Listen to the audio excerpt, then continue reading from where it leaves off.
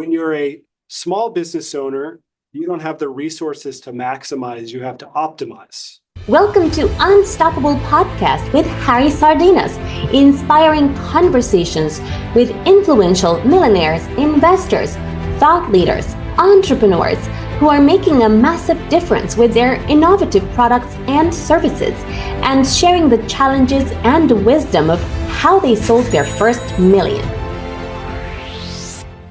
How you can have this conversation with the entrepreneurs, or how can we empower entrepreneurs to take this very first point that you taught seriously? Because I was this guy when I was building my business that doing everything, wearing all the hat, that someone like that come to me and say, Harry, stop there.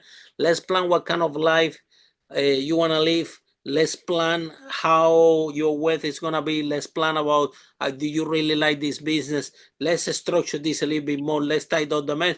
I will tell you, Dan, you know what? I don't have time. I need to make phone calls and keep selling. So how can you get the entrepreneurs on track in that very early stage? The people are in business, they don't even know what they want. They don't even know what they do in the business in the first place. Tell us more about that, please. I have a lot of thoughts on this exact question that you're posing.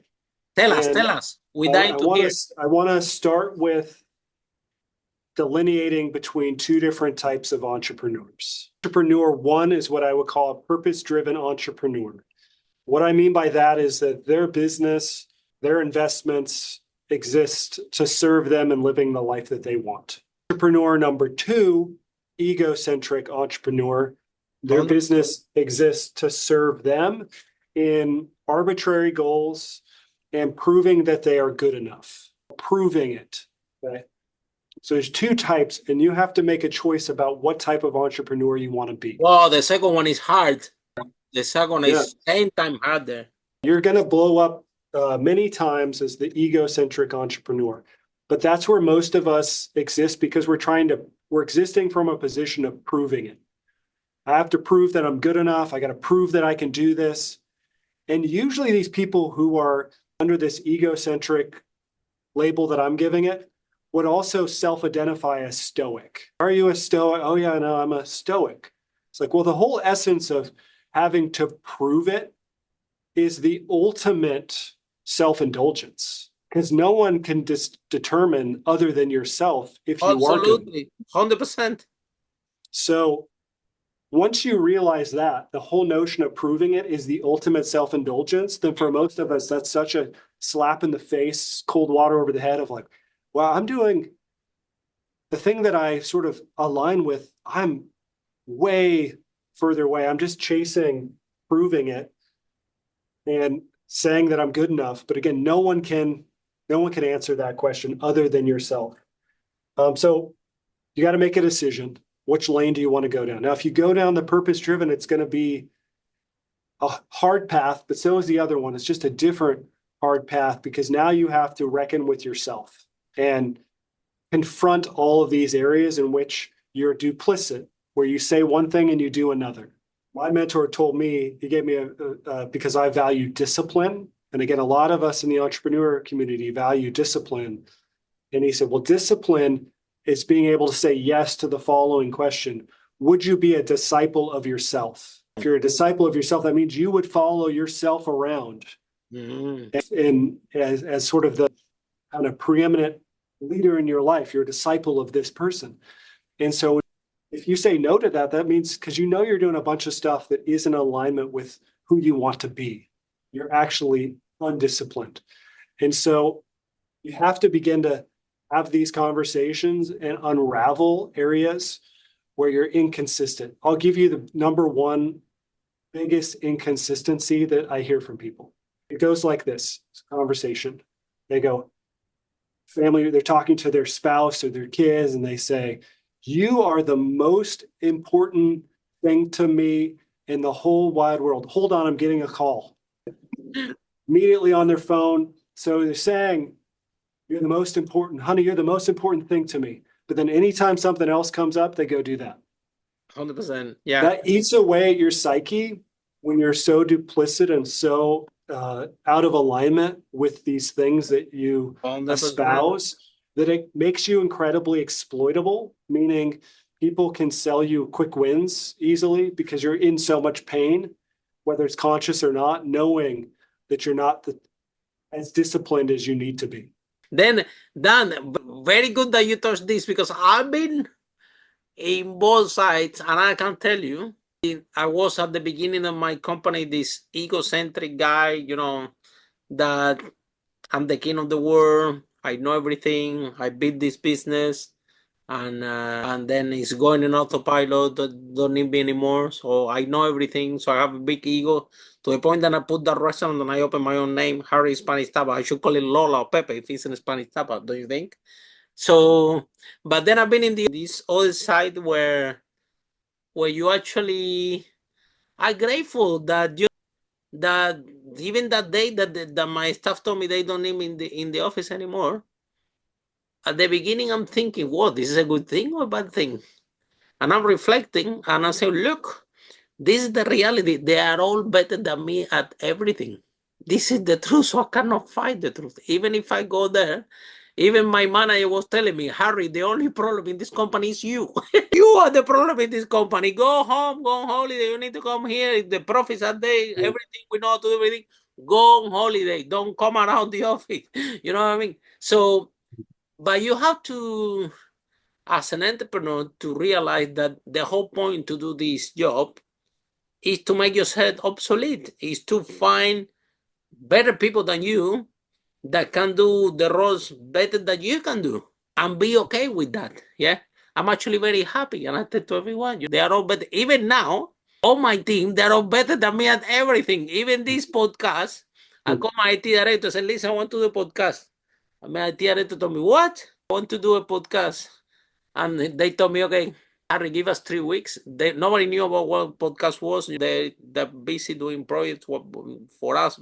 And after 3 weeks, they come and say, "Harry, look at me. Just press the button. You see this button? Just press it, and that's it. Don't touch anything else. Don't worry. The podcast is going everywhere, all the social media, everything. All you have to do is press the button." So that's how they know how bad I am at everything. But when it comes to the ego, yeah, this egocentric entrepreneur, that's exactly what you're talking, that everything needs to run through them, and he's playing this big boss character, that he had to prove that he's enough to the wife, to a kid, to a society, to a client, to everybody. But this process then become exhausted, and you collect a lot of negative baggage, negative emotion. You don't spend much time with your wife as you want to, because you're picking up the phone when you're with her. Then the kids, the same thing. You're playing with the kids, and now you're taking up the phone. Then, so all these negative baggage start to come into your head and get accumulated, and this negative emotion can become a physical. This negative pain can become a physical pain, and people can end up with cancer, with heart attacks, with a lot of things that we hear from entrepreneurs. So, when the entrepreneur plan this step number one that you talk about, yeah, I don't think that people are so aware how important it is what you're talking about, because the business can literally kill you if you don't do this step number one that you describe properly. Yeah, because there are too many clients. I remember when I started my business, all the clients want to talk to me, and I'm talking to myself. I said, I cannot talk with these people, with all of them. They're gonna kill me. Too many.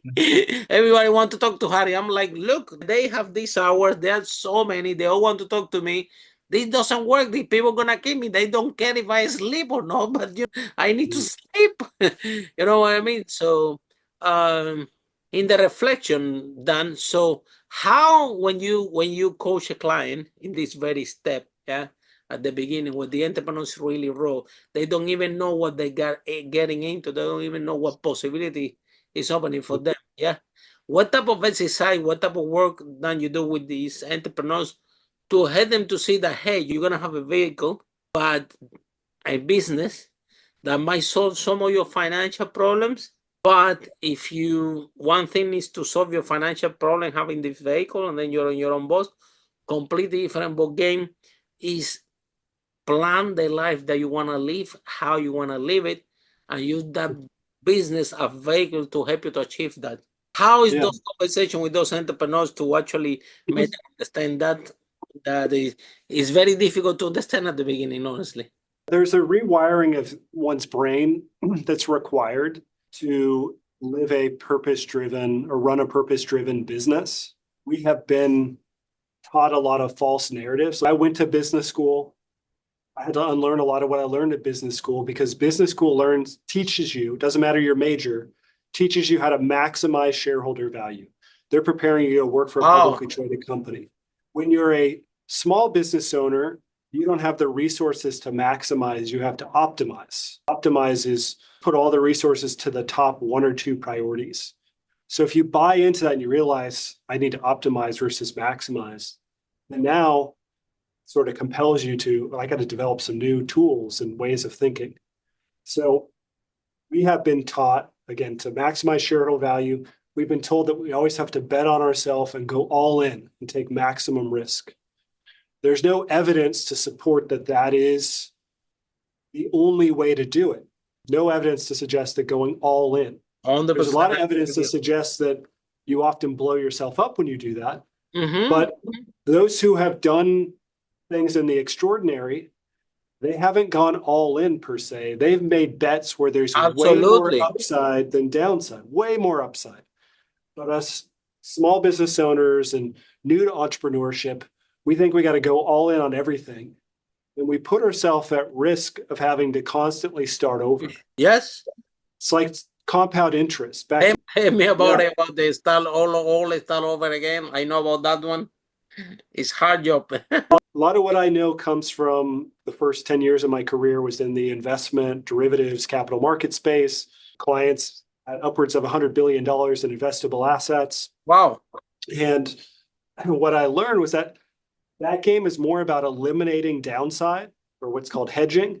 If we can eliminate all downside, then we only have upside. So or sometimes if we know that we're going to fund a goal, then the best thing to do is eliminate upside and downside so we can lock in the outcome. So we either want to eliminate all bad things so we only have upside, or we lock in a gain.